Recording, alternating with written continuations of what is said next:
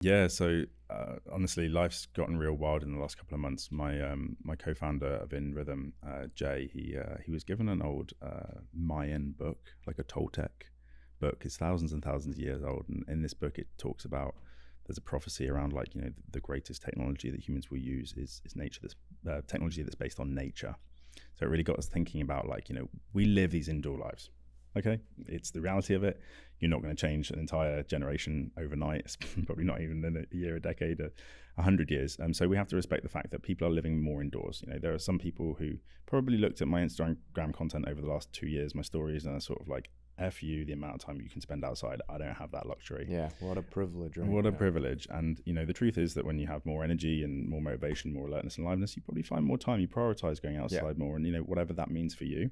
But Jay was talking to me and he said, what's the current paradigm? Person goes to the doctor. 15 minutes, doctor's office. White pill. Person goes home. Takes white pill. It does or doesn't have short-term, long-term benefits, side effects, whatever. But that's the model, right? People want the white pill. What's better than a white pill?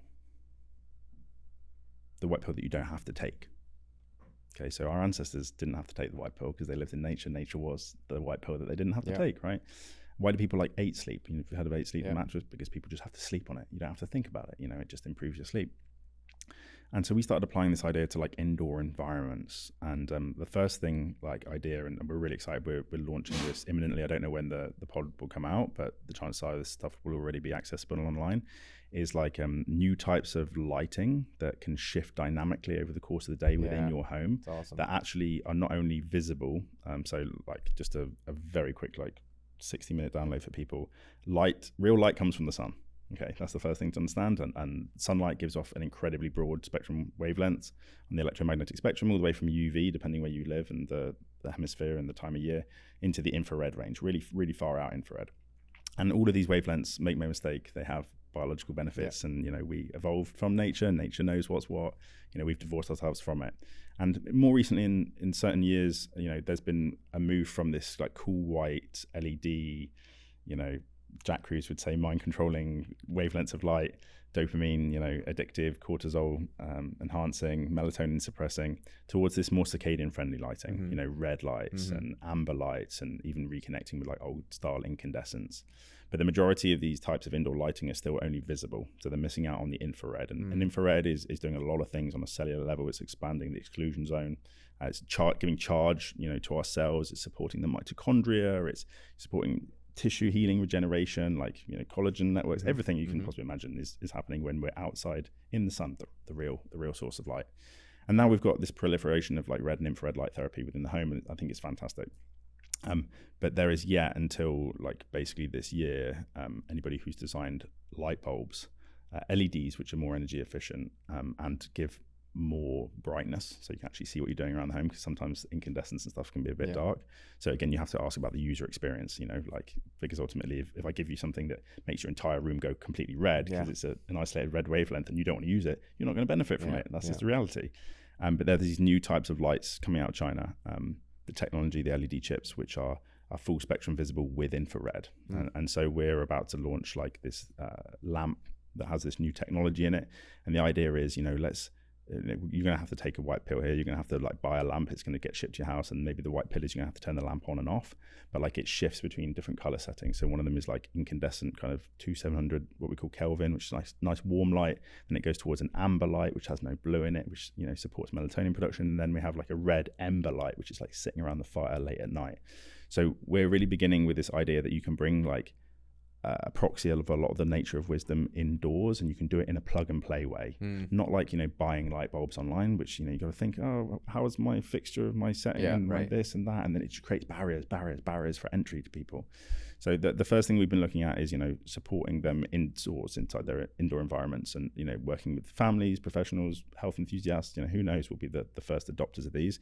But in the future, I see this technology, and I know this happening because it's in development right now, where you'll have an app that will program a bulb. It won't be connected all the time through Bluetooth or anything like that, but you'll be able to put your zip code in on the app, and the light will shift dynamically inside your house as it happens to the sun outside. It's never going to be a carbon copy of the sun. The lights are going to get better and better. Like touch grass, people, go outdoors.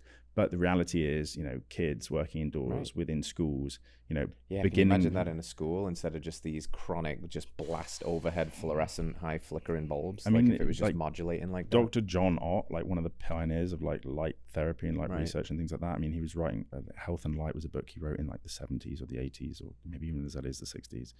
And he already was doing research looking at, when you change like these narrow band wavelength fluorescent lights to like full spectrum, which fluorescence is a no bueno, but it was the best thing that they had then, and like levels of ADHD, inattention, behavior improving in classrooms and things like that. It's it blows my mind, like the opportunity and the possibility of something so passive to change someone's life. It's like it is like just something that can be done without you needing to really think about it. It's crazy, right? And then, like, as we said, small levers move big degrees of trajectory. So it's like, imagine if you then, and this is, a spoiler to the North Star for us, you begin to like integrate the light technology with like, and there's some crazy tech out there these days, where you can bring like frequencies and vibrational medicine into like a device that can sustain fields around a device within like harmonizing devices. So there's harmonizing, and then there's others that like generate a magnetic or geomagnetic or electromagnetic fields. And so like imagine if you can begin to bring the wisdom of nature indoors and make that part of your health journey, platform, takeoff, passive. Like to me, that has got to be one of the greatest opportunities, at least for me, to make a dent in the universe, to bring that understanding, because it starts in the home fundamentally, I believe. It does, I love working with schools, and we've had some opportunities coming out to work with schools in like Dubai and places like that. But guess what? Schools are controlled by governments. Governments have budgets. Schools have budgets. And there is so much research now around light exposure, even in childhood, adolescence, anxiety, depression, ADHD. All of these sorts of things. But like beginning in the home, we are trying to make in rhythm into a movement, into a lifestyle, into something aspirational. All right, friends, thanks for tuning in to another episode of Radical Health Radio. We got a fresh new podcast for you every Wednesday. If you enjoyed the show, consider liking, subscribing, reviewing, and rating us on your podcast platform. It helps to spread this message of radical health. We'll see you next week.